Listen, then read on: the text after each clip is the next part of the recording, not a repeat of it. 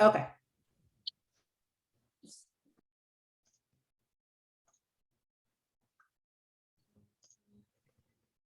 And then are you able to share your screen?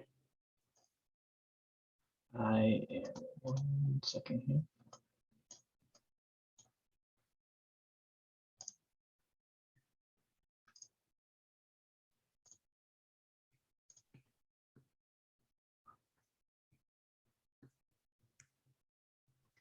All right, are you able to see my screen?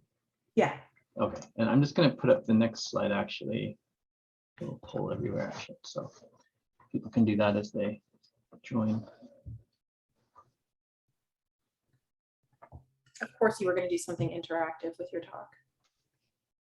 Not much, just a touch.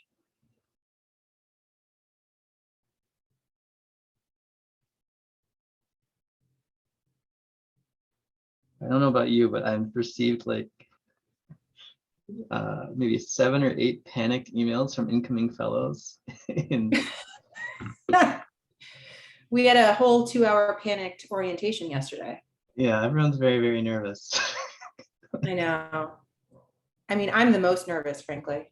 I have one fellow who like finished her chief year like yesterday, and with her, she's in Minneapolis. Her car was supposed to be shipped to her parents in New York because someone had to receive it. And then she's going to drive here tomorrow to be here for orientation.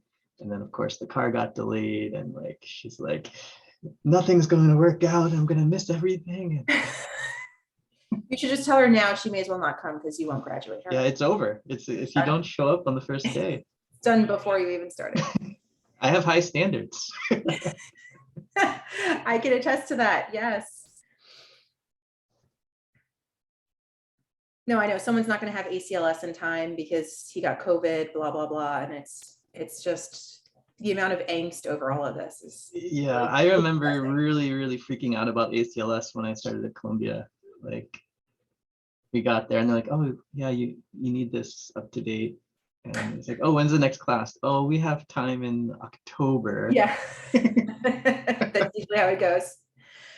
I'm also pretty sure your first day, there was like a massive code in the neuro ICU because all 3 of you were in there with Sachin and Jan. And it was a code from the floor. I'll text you about it later. I don't even remember. Yeah. I think I would have remembered if that was my first day, but. Well, it wasn't your first day on service. I think they were like orienting you and they just brought you in. I was probably just like, just so happy, like just happy to be here. Like, yeah, you were probably like, oh man, I didn't do my ACLS. I can't help. Yeah, I'm like, I can't do this. I'm still waiting for ACLS training. So.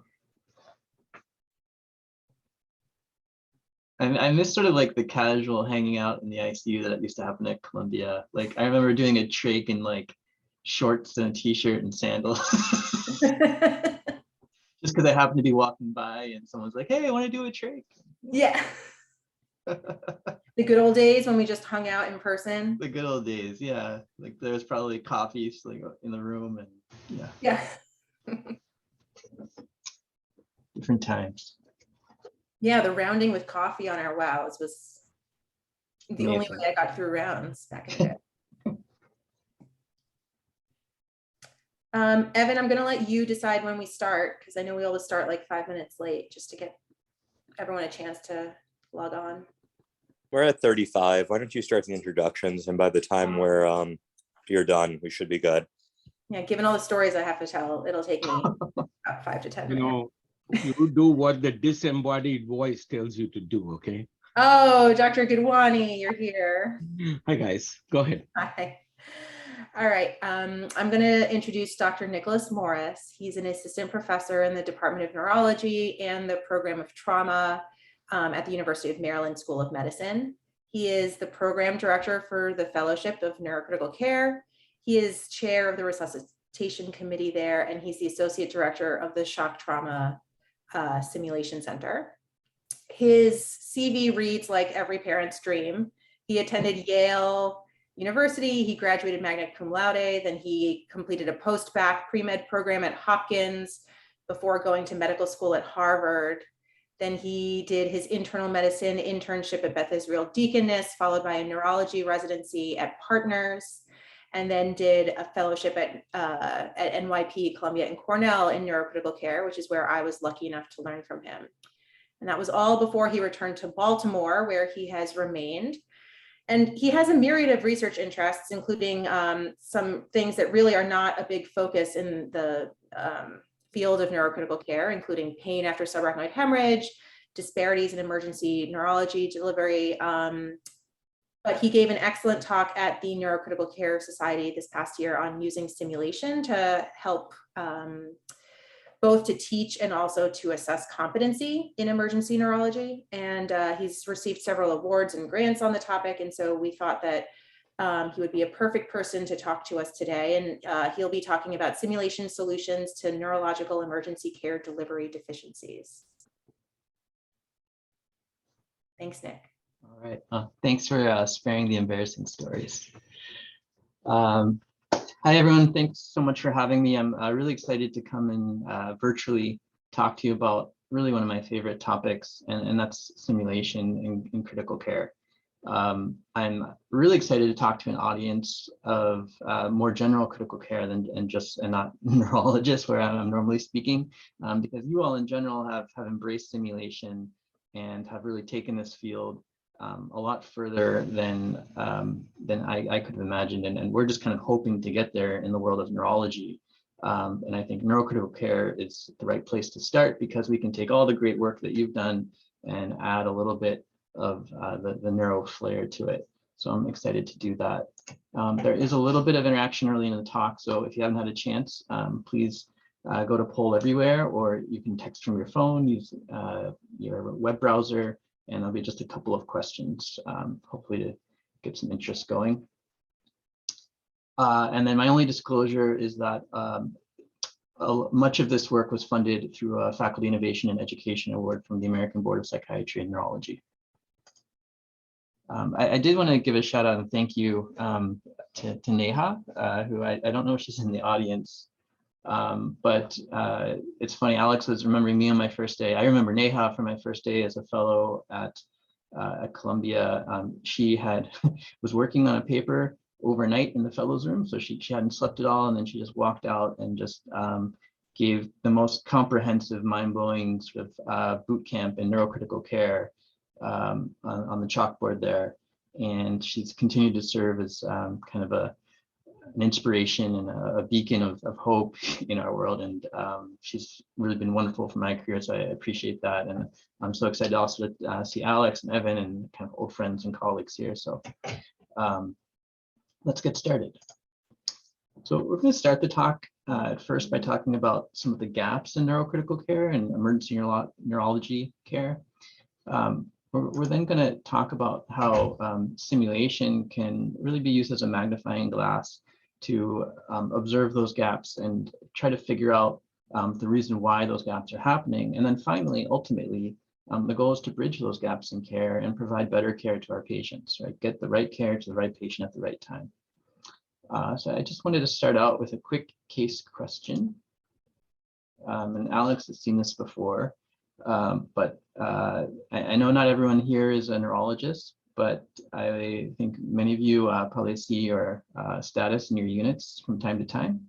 And here's a sort of classic case. 70-year-old presents with status epilepticus lasting 20 minutes. Which medication should be given as first-line treatment? Is it levetiracetam or Keppra at 60 mg per kg, midazolam 0.05 milligrams per kilogram, fosphenytoin at 20 mg per kg, or lorazepam at 0.1 milligrams per kilogram? I have the results up, so go ahead and put your answers. I think I'm not going to show those, but I will let you know. You see the results coming in, and all right. Going to give another second as the answers sort of trickle in, but you all know your stuff. So almost everyone here has given us the correct answer, which is lorazepam, 0.1 milligrams per kilogram. So well done. You passed the neuro portion of the critical care boards. Let me go to my next slide here. All right, and how often do you think benzodiazepines are underdosed for status epilepticus here at your institution? Is it never, 25% of the time, 25 to 50, 50 to 75, or almost always? So let me I'm gonna deactivate this question. We'll go to the next one and go ahead and if you would submit your answers.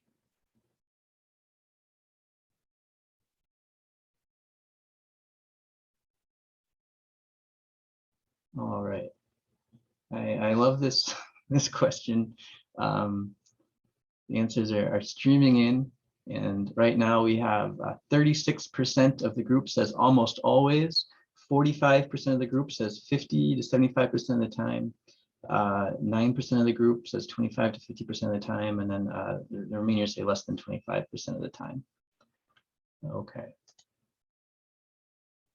So we're going to get to that, but as you can see, there's a huge disconnect. You all know what to do. You know how to treat a patient with status epilepticus, and yet at your own institution, by your own word, it's not happening correctly. And so why is that? Well, first of all, this is right in line with what's out there in the literature. So this is the SENSE study. This was a study from 8 kind of comprehensive epilepsy centers in Europe, and over 4.5 years, they did some chart review, actually prospectively collected this data and showed that 76% of cases, patients received a dose of benzodiazepines, but is lower than actually recommended.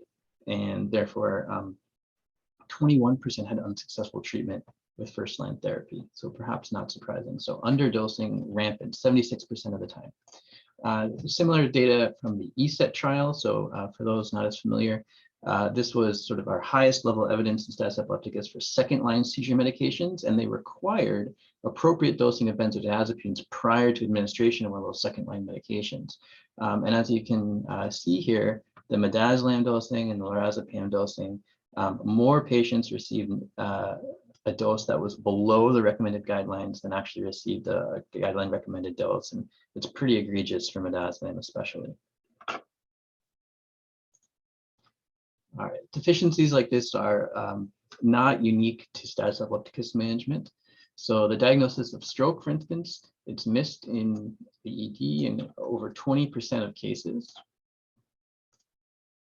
Posterior circulation stroke is particularly troublesome. It's missed, or the diagnosis is late, in up to 60% of cases. And 25%, or a quarter of patients eligible for TPA, or soon to be tenecteplase, don't receive treatment. So how about subarachnoid hemorrhage? Well, about 1/3 of patients that present with subarachnoid hemorrhage initially receive incorrect diagnosis. HSV encephalitis, not much better. Also, about 1/3 of patients who present and ultimately are diagnosed with HSV encephalitis receive acyclovir in the emergency department, suggesting a failure to recognize that as a possible diagnosis. And in bacterial meningitis, this is just a crazy study. Less than 1% of patients receive 100% adherence to IDSA guidelines. And you can see there's failure to obtain appropriate neuroimaging, blood cultures, antibiotics, especially steroids. Really, really eye-opening. So, what the heck? We've got to do better, right? Why don't we do better? We continually make these mistakes when we're faced with these patients. And this is despite the fact that we know what to do. And I think this is one of the key points from this talk, is that what we know and what we do are not the same things.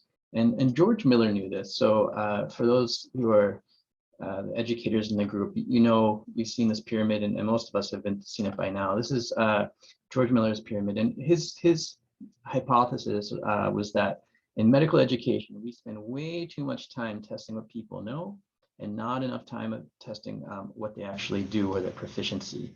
And this is especially true for low frequency, high acuity events, like the kind of events that happen in your ICUs, which are really rarely managed in person with direct supervision. And when they happen, it's often quite hard to line everything up so that you have an attending physician there with perhaps the fellow or resident, and they can really be there in a role where they can properly assess their learners. And when you all do your evaluations and your online evaluation system, I'm sure you often have trouble really answering some of those questions like I do. Like, does a a resident know how to take care of status epilepticus? Well, I don't know. I've never really seen them do it. It called me afterwards, but I'm not usually there when it's happening in the emergency department. Bill McGahey from Northwestern put out this really seminal study where he showed that USMLE scores have almost no correlation with clinical performance in a variety of different things that we would think are important, especially in the ICU. So cardiac auscultation, central venous catheter insertion, ACLS, communication about difficult diagnoses, HD insertion. Perhaps this is obvious to us that work in the ICU, but this work was really very impactful in taking the USMLE and turning it into a pass-fail exam. And it's only been kind of recently recognized that those types of performance measures, pencil and paper tests or computer-based multiple choice tests, have very little correlation with clinical performance.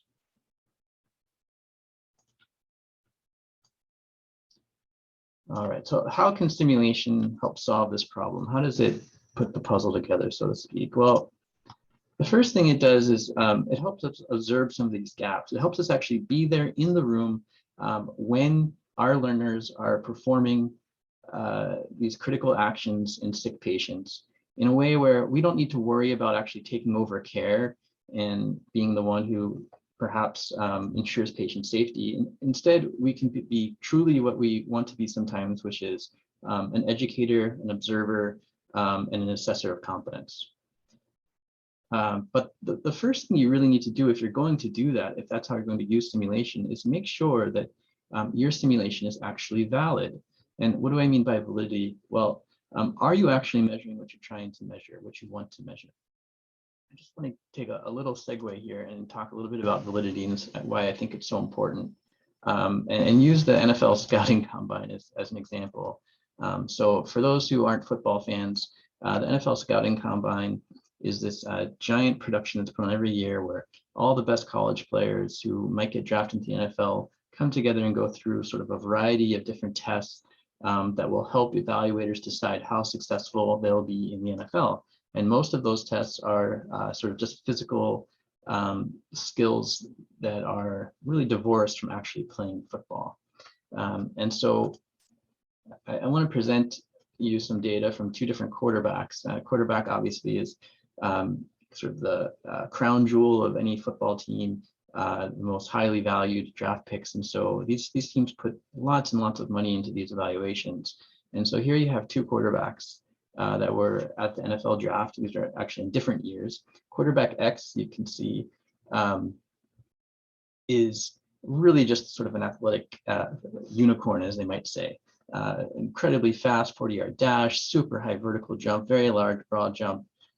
Quarterback Y, not so impressive. There's 5.3 seconds in the 40-yard dash is not going to win many races, even on a high school football team.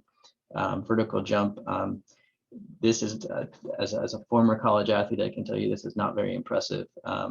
Ivy League athletes even have vertical jumps higher than this. And so, not surprisingly, quarterback Y was picked very low in the draft. Quarterback X was picked very high in the draft. Well, who are those players? Well, quarterback X was Robert Griffin, who sort of flamed out of the NFL. Quarterback Y is this guy here, Tom Brady, who has more Super Bowl rings than anyone ought to ever have, and my father-in-law won't let me forget it. What's the point of this exercise? Simple. It's just our assessments need to actually measure what they're supposed to measure.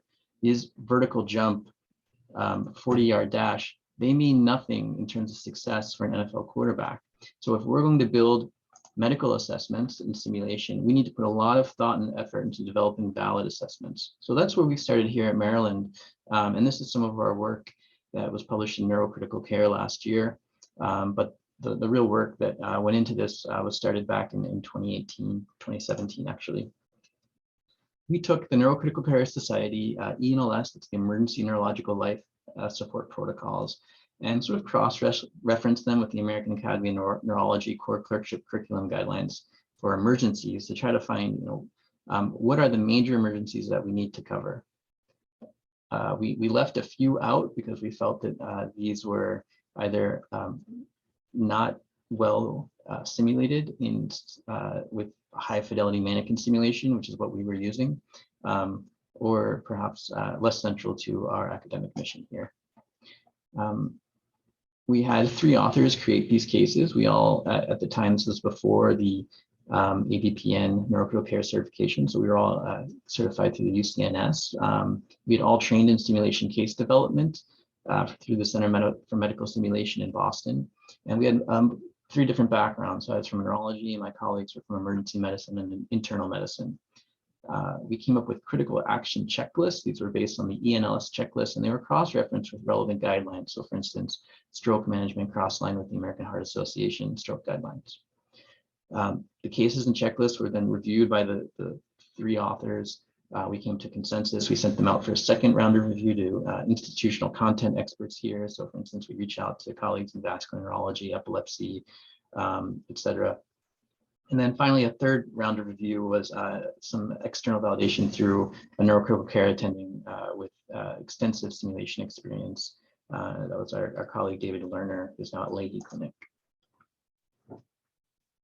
We implemented these cases. We give a pre-briefing to make sure everyone sort of understands the rules of the game and how to respond appropriately. And we do divulge the research purpose behind this.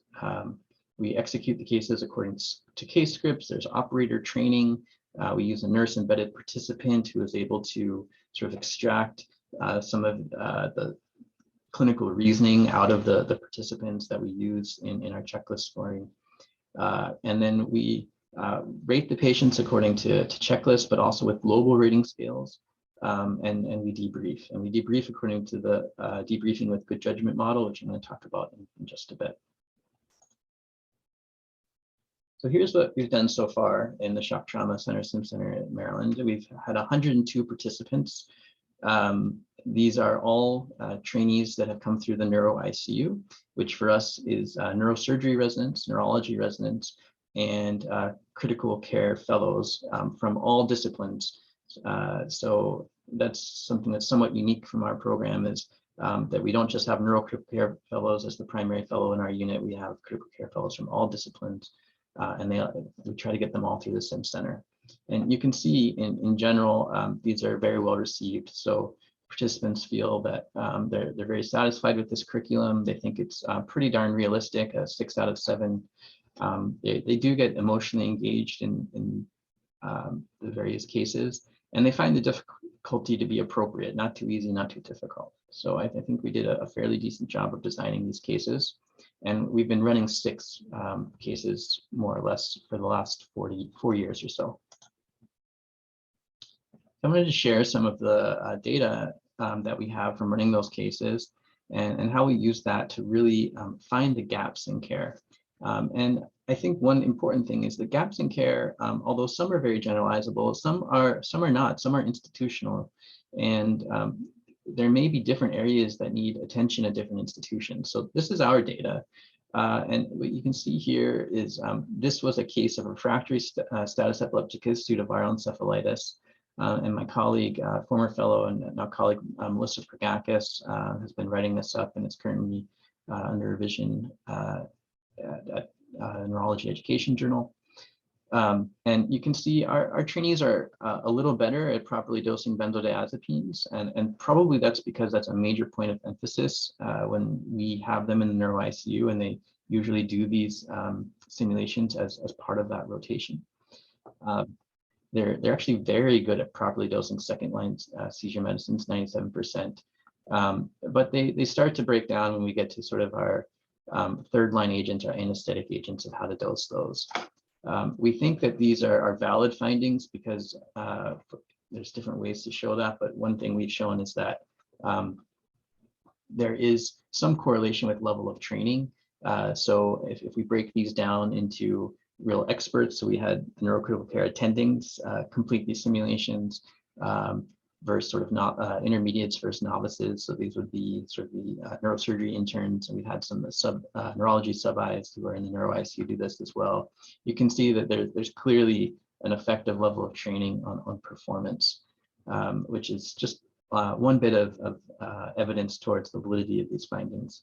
But certainly 80%, while better than the 11% that's been seen in previous trials, is really not good enough, right? This is the bread and butter of neurocritical care, and we really should be doing this 100% of the time. And I was referring to this Swiss paper. So this is another simulation study that came out of Switzerland. And in this study, they found that only 11% of cases were dosed benzodiazepines according to guidelines. So common theme here. All right, so we can really use simulation as a form of formative assessment.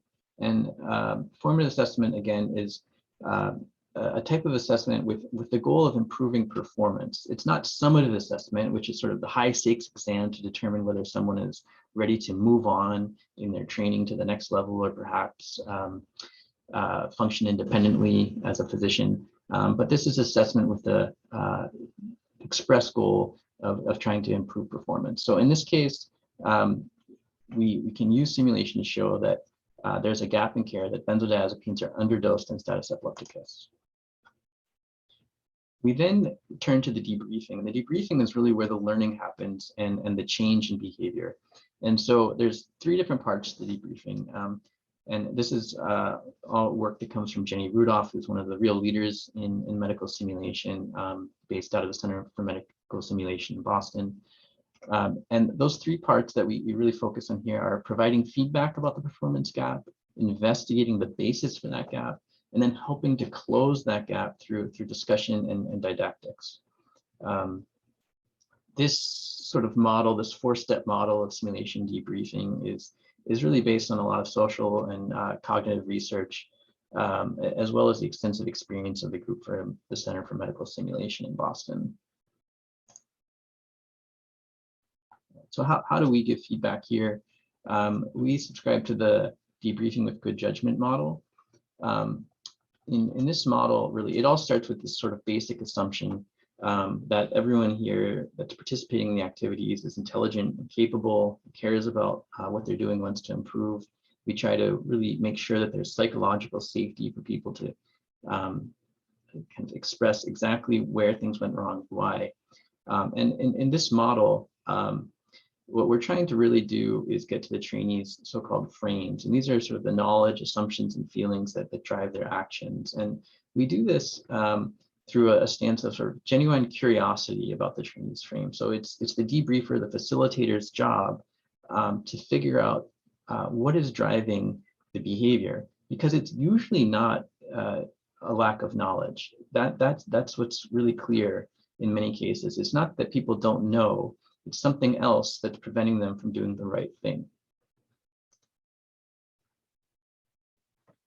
So we investigate the basis for the performance gap. And that is really, again, done through this debriefing model, where we are looking to try to understand what's the cognitive scaffolding here? What was the inner emotion? What was the stress level like that led to a certain action that had a result that maybe was suboptimal?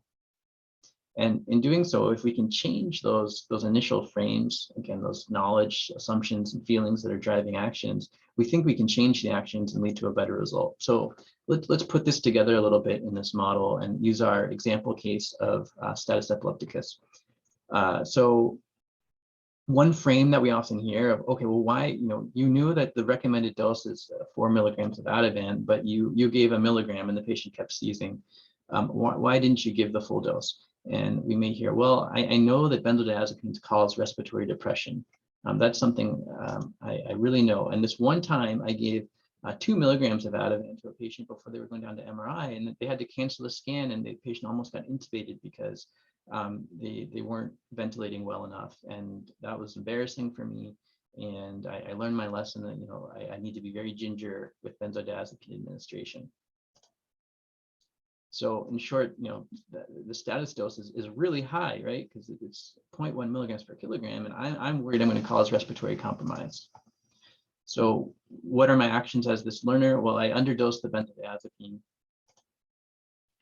And what actually is the result of that is the patient keeps on seizing, right? because I haven't properly dosed my benzodiazepine. There's this performance gap. So now we've investigated the basis for it. How do we close that? Well, this is where really the facilitator, the debriefer, brings in their content expertise. So we may share with them something like the pre-hospital treatment of status epilepticus study. And in this study, for those who aren't aware, it was the study of actually giving placebo versus benzodiazepine in the ambulance on the way to the hospital for status epilepticus. And it was really looking at just this idea of, gosh, benzodiazepines might actually be more dangerous than effective because they could have complications on the way. And we're really not sure if we should do that. Today, this study might seem antiquated, but in 2001, this was a New England Journal trial, right? And so what did they find? Well, you can see in the black here, you have the efficacy of, this is lorazepam, this is diazepam, and this is placebo. So how many seizures stopped? I mean, how much status epilepticus stopped when the benzodiazepine was given? And in the gray here, you have the complications. And what you can see is the amount of complications were nearly double for the placebo. Almost all of those complications were cardiopulmonary complications, and almost all of those were basically patients needing some type of rescue ventilation. And so the lesson from this trial is that it's seizures that lead to respiratory compromise, not initial treatment with benzodiazepine as much. And we have a greater risk for respiratory compromise if we underdose or undertreat seizures. So we use that information to teach the trainee, and hopefully we can give them an alternate frame so they'll no longer think that benzodiazepines are a huge concern of causing respiratory depression, but they'll recognize that although there is some concern, there's a greater concern that status epilepticus will cause respiratory depression, and that failure to treat status epilepticus will lead to respiratory compromise. We hope that will lead them to properly dosing their benzodiazepine and then ultimately seizure cessation. All right. So that's our status epilepticus example. I wanted to give a couple other examples of things that we've been working on here and also at a couple different institutions. So here's an example of stroke management. And in this simulation, we have trainees take care of a patient with stroke that has hemorrhagic conversion and herniation. And what we uncovered was that although our learners are pretty good at knowing when to give TPA and ruling out hemorrhage on a CT, for instance, before they do that, what they don't know are just basics about how to deal with complications. So very few, only a little more than half actually knew how to reverse TPA with cryoprecipitate. And you can see again that there was a clear effect on the level of training for this. So our expert group, which is made of attendings and senior neurocritical care fellows in this study, they tended to do everything kind of correctly. And there's a clear stepwise decline as the level of training goes down.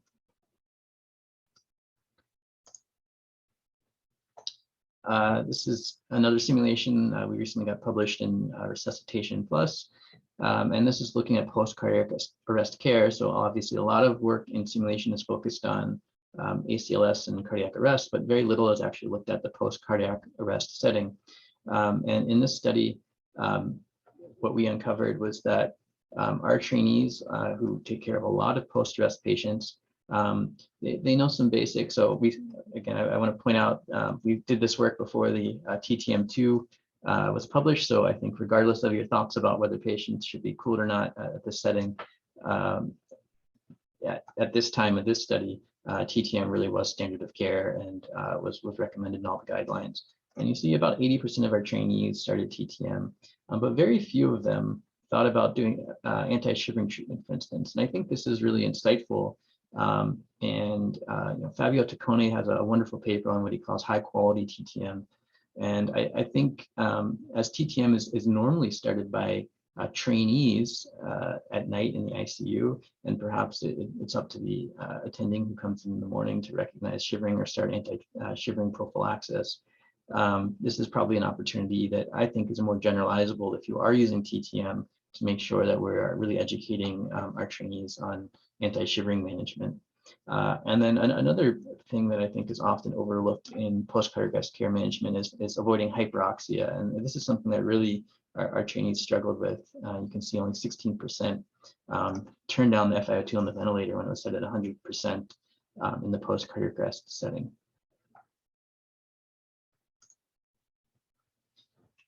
So this kind of work has been done at other institutions. This is a nice study from Yale that was done when Dave Greer was there, looking at brain death diagnosis. And I won't go through this in too much detail, but what you can see is basically that this is performance by different disciplines who went through the simulation.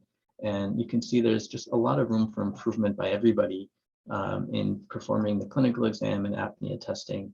And this is something I bring up just because if there's any type of testing where you really have to do it 100% correct every time, it should be brain death diagnosis. And yet even in that setting and even among neurocritical care attendings, they were not 100% in their completion of critical action. So really, really concerning stuff.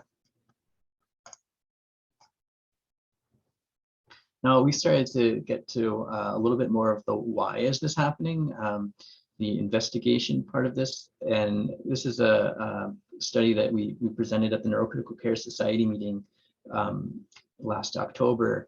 And I think this study is super interesting to me.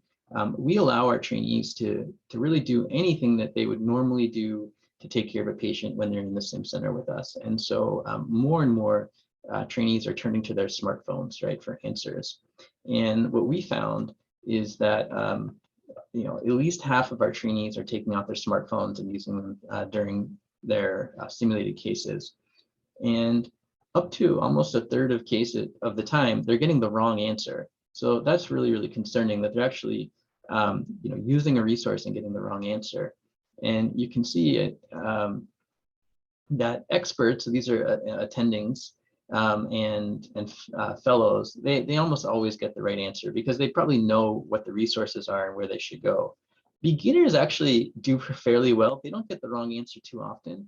My guess here is that it's probably because they're so used to having to look everything up. They also sort of have their go-to resources that probably have correct information. It's the intermediates that really struggle. And they seem to have a difficult time accessing reliable resources. And we see this with our residents all the time, that they bring out their phone, they Google something and they get the wrong answer. So in that stroke simulation that I showed earlier, one of the big deficiencies, as I noted, was that very few patients reverse TPA with cryoprecipitate. What we learned is that the first Google hit for a reversal of TPA takes you to a university website where they have a protocol where PCC is what's recommended. And so that was what our trainees were seeing, and that's what they were doing when they used their phones. Okay. So once we investigate the basis for these performance gaps, again, then how do we close the gap? Well, we use discussions and didactics, but that I think is not enough. And the next piece of this is deliberate practice. So giving trainees the opportunity in a very thoughtful way to practice and practice and practice, right? And this isn't the Malcolm Gladwell 10,000 hours. It's not just about putting in the time. It's about doing it in a way where you're very cognizant of what's going wrong, thinking about how you can improve, and really embracing a so-called growth mindset. So simulation-based mastery learning is a model of competency-based learning that was, again, put forth by Bill McGahey from Northwestern, a real leader in their field. And this is based on a few different components. So first, you need a baseline or diagnostic assessment. You then need clear learning objectives that increase in difficulty, then engagement in powerful, sustained education. And this is deliberate skills practice. This is running through the simulations. There should be a fixed minimum passing standard. So you don't advance just because you've done something a million times. You advance because you meet the standard. There's formative assessment with specific feedback, and advancement is, again, based on achievement of the minimal passing standard. And you continue to practice until you've reached mastery standards. So what does this look like? So this is going back to our status epilepticus example. This is work from the Northwestern group. And this is their protocol. They give a pretest, which is a simulation based. They have to manage a patient with status epilepticus. They then give a didactic lecture on identification and management of status epilepticus. They allow learners to engage in deliberate practice that's facilitated in the sim lab with status epilepticus patients. And then they actually assess their performance during another case of that. And if you don't meet the minimal passing standard, you go back and you practice some more. They then had the learners have sort of randomly do a case up to 8 months later in situ in the ICU of a patient that was in status, and they saw how they did. And if you weren't able to do it that time, you also went back and you had to go practice again. And I just think these graphs are great because you don't really need any statistics to understand them. You can see among their learners, these are neurology residents in their pretest. None of them met the minimal passing standard. In their post-test, pretty much they all did. And then in their in situ training, which was up to 8 months later, those effects were durable. And that's really, really powerful, that not only were they able to increase performance in the short term, but that 8 months later, those effects lasted. So that type of work is obviously very labor intensive, and it takes a lot of faculty involvement and resources. And so one of the things that I've been working on along with others is ways that we can take this type of work and take it out of the simulation center and actually take it out of the direct observation potentially of an attending physician and still allow trainees to engage in deliberate practice. And so one way that we've worked on doing that is through computer-based simulation.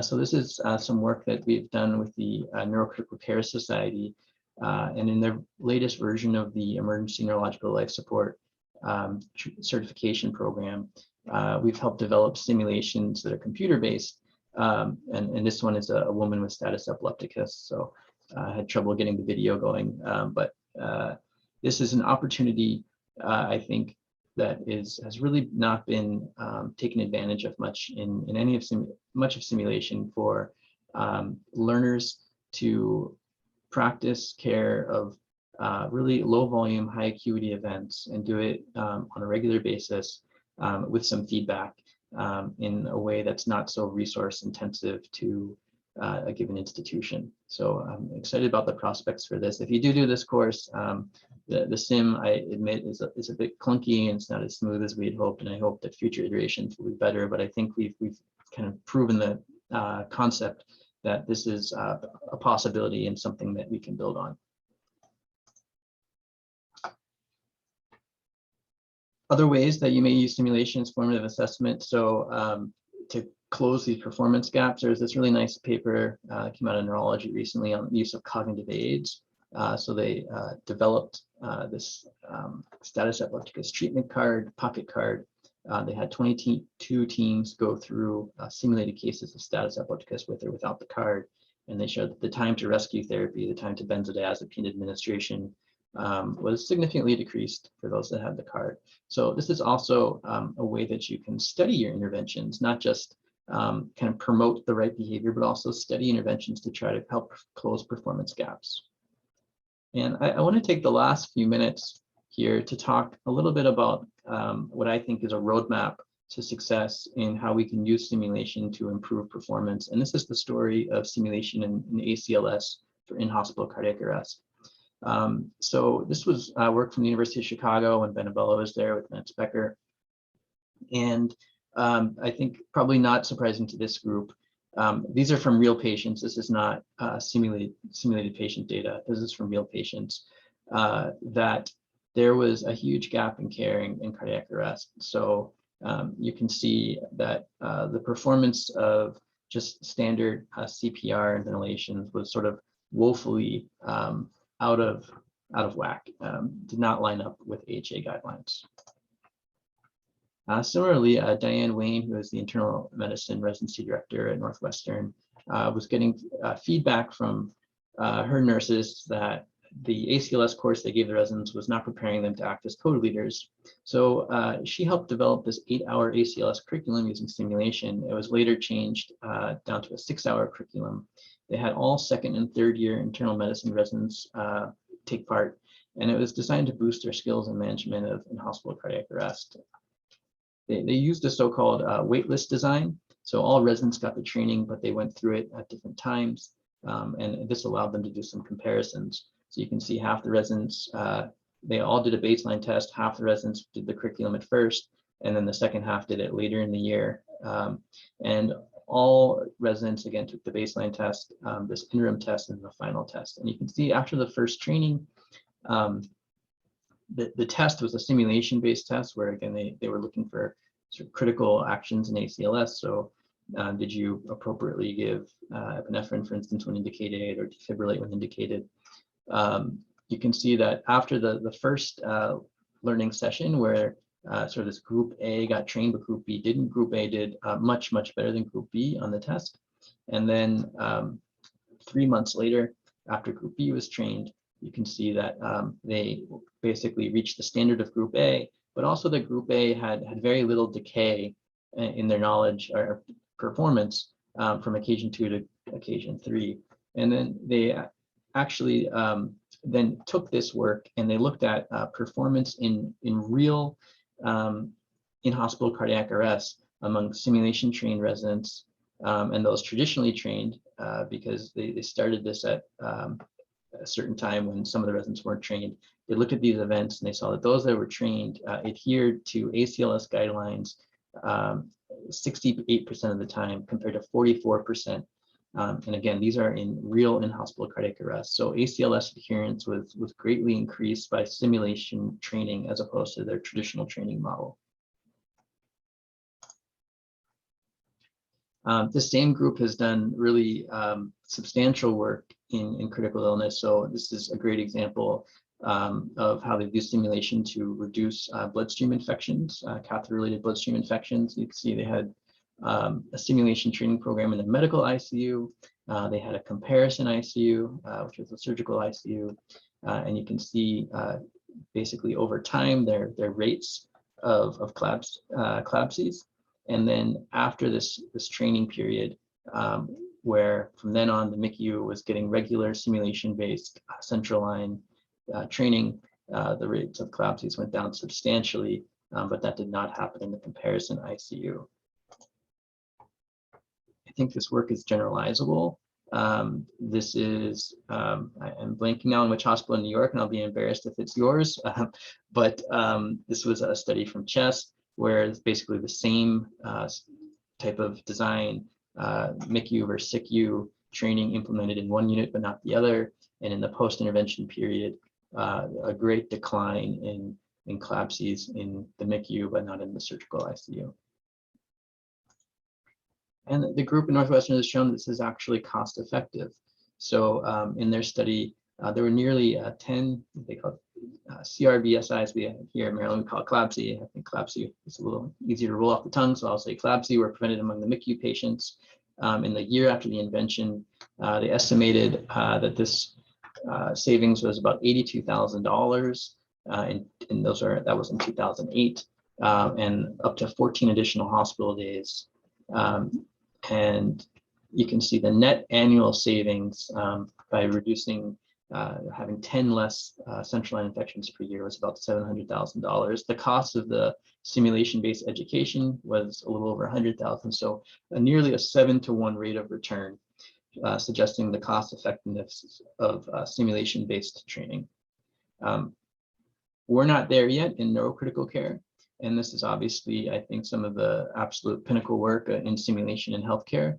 But I think this is where we all want to go, right? We want to show that not only can we identify gaps in care, not only can we investigate why are they happening and try to institute performance change, but we want to see real benefit to real patients that's done in a cost-effective way. And so this is the challenge for people like myself and those interested in simulation, is how do we take this type of work and bring it to our patient population? So in summary, deficiencies in emergency neurological care delivery are common. Stimulation can be used to identify, investigate, and close performance gaps.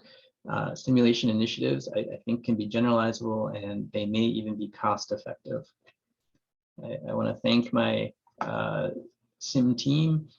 These are my colleagues who helped build and validate these cases and involved in our modified Delphi process. Jason Bates and Ben Nusine are the SIM technologists that work very closely with me.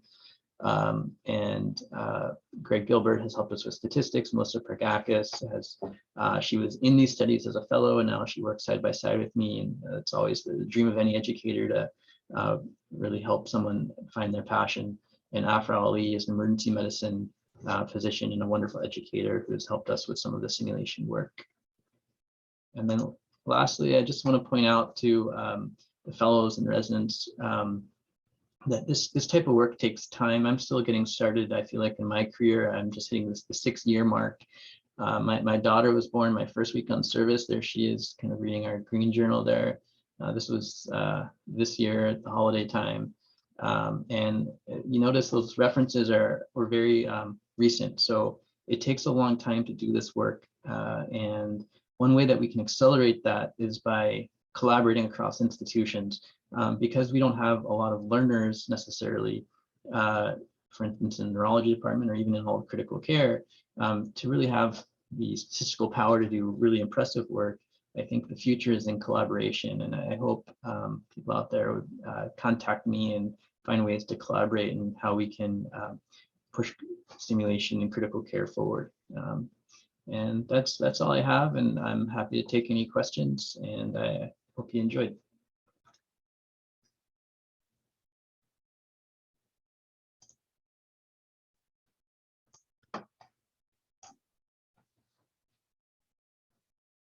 Awesome talk, Nick. Thank you so much. I will point out that the paper from the mysterious New York hospital was from St. Luke's Roosevelt before it was part of Mount Sinai, I believe. And I believe both Drs. Shapiro and Matthew are on the call. So I don't know if either of you have anything to comment on. Thank you, Dr. Morris, for a great talk. Obviously, many of us on the call are big advocates of simulation. I think I just wanted to pick your brain. I feel like simulation took a big hit during COVID, just because we couldn't get together anymore. And I think, because of, I guess, various demands and just the way things have been post-pandemic, we've kind of lost our steam a bit with regard to simulation education. Do you have any words of wisdom or advice for faculty who want to get back into the swing of things? I don't. I was hoping maybe you all had some advice. I think that definitely happened here. It's sort of ironic, right? Because there were, I think, 2 responses to COVID. So there actually was a lot of awesome simulation work that came out of COVID, because people realized that we have new challenges. This is a high safety risk, and simulation is the perfect forum to work out, like, how do we actually respond to a cardiac arrest, in full PPE, and how do we work out these communication systems when it's difficult? So there were these wonderful simulation papers that came out of some institutions, and others, it sounds like yours, and honestly mine too, which was a really disappointing thing. They closed down their simulation centers entirely. So our simulation center became the PPE distribution center for like almost 12 months. And that really put a dent in what we were doing. I don't know, in terms of getting things going, what I'm trying to do right now is take advantage of some of the unfortunate, consequences of COVID, which for us is there's a huge nursing shortage. That's led to bed closures. And what that means is, for the first time since I've been here, there are actually open beds available in the ICUs to do in situ simulation. It used to be, we had a waiting list, and there was no time to put a mannequin down and run a cardiac arrest.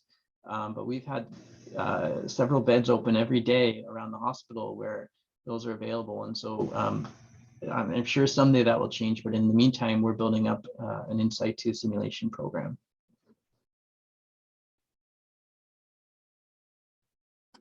I think COVID also, made us think outside the box too. I think we started doing Zoom simulations, which, things like that we never used to do, using Zoom to, teach people who are not on site. And also, things like prone simulation, COVID related specific projects.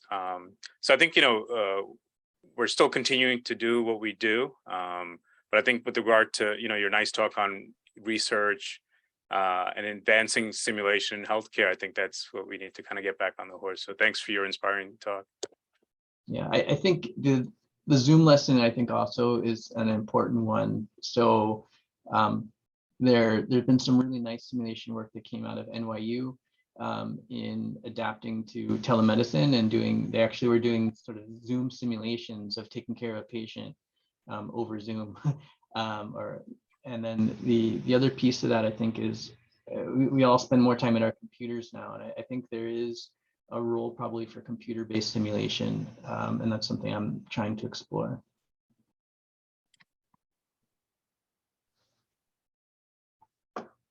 There is a question on the chat. How long did it take to assess cost effectiveness of simulation, and was it assessed within the same team? So that study that I presented was just over a year, basically. And was it assessed within the same team? So all of that study that I presented on central line infections, that came from Northwestern, and that was all done at Northwestern, yes.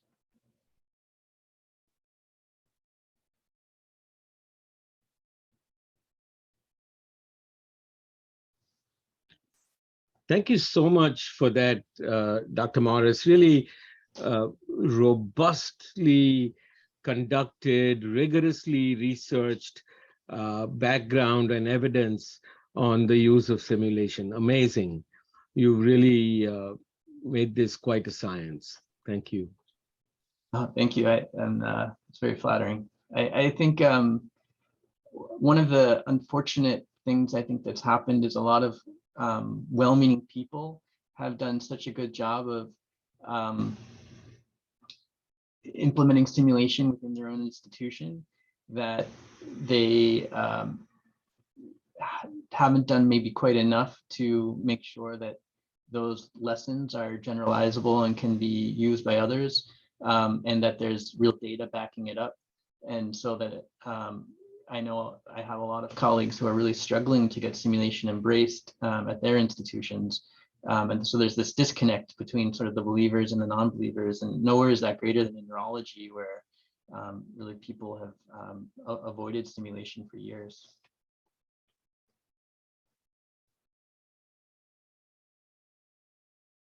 There's just one more question out there on the chat, Nick, and that is, how did you find your path and inspiration as a clinician educator?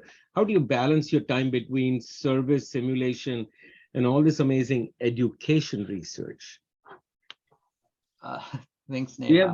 We have about an hour, so. I don't balance it well, but I think for me is that there were a couple things that I've tried to do in my career, particularly when it comes to research and academic advancement.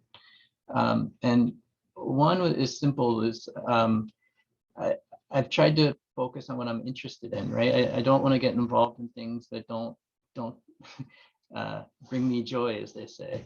And as Alex can say, I'm not a really joyful person, so I don't tolerate doing things just to do them very well. I want to do things that get me excited and kind of get me up in the morning.